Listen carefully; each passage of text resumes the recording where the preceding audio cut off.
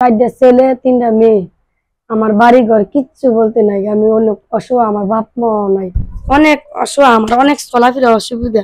আমার যদি একটা চলাফেরা একটা পথ দেয় আমি অনেক ধন্য।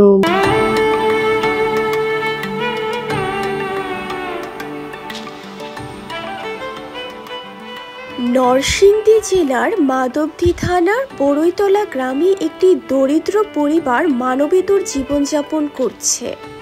ঘরে খাবার নেই নিরাপদ আশ্রয় বা শিশুদের শিক্ষার সুযোগ।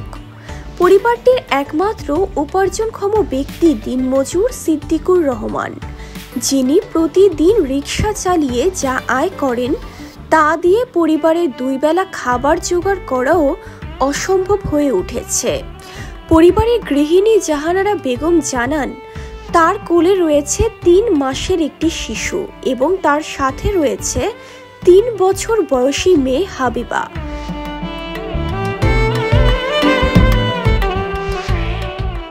চারটা ছেলে, তিনটা মেয়ে, আমার বাড়ি ঘর কিচ্ছু বলতে নাই। আমি অনেক অসহায়, আমার বাপ মা নাই।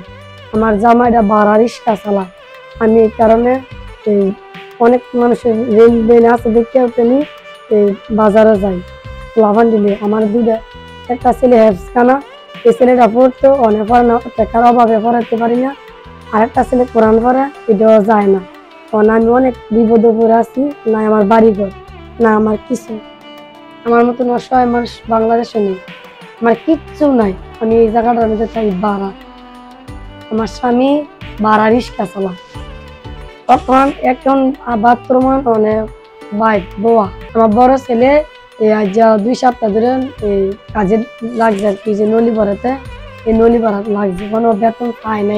ছেলেটা বিল পায় 1700 টাকা বিল পায়। 1700 টাকা দিয়ে আমি চলতে পারি না পারি, খাইতাম না পারি, লইতাম জীবিতের একটা বালাটা বিরা খাওয়াইতে পারি না।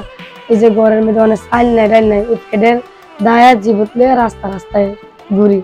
অনেক অসহায়, আমার অনেক চলাফেরা অসুবিধা। আমার যদি একটা চলাফেরা একটা পথ দেয় আমি অনেক ধন্য।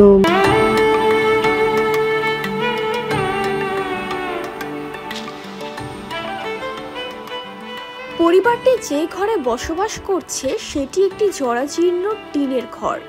বর্ষার দিনে ছাদ দিয়ে পানি পড়ে, আর শীতের রাতে কাপড় না থাকায় ছোট শিশুরা ঠক ঠক করে কাঁপে।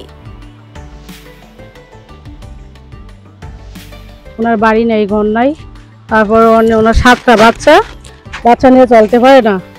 এই কারণে মানুষের দরজা যায় ভিক্ষা করে। আর আপনারা সবাই যদি মিলে ওনাকে সাহায্য করেন তাহলে ওনার একটু সুবিধা হবে।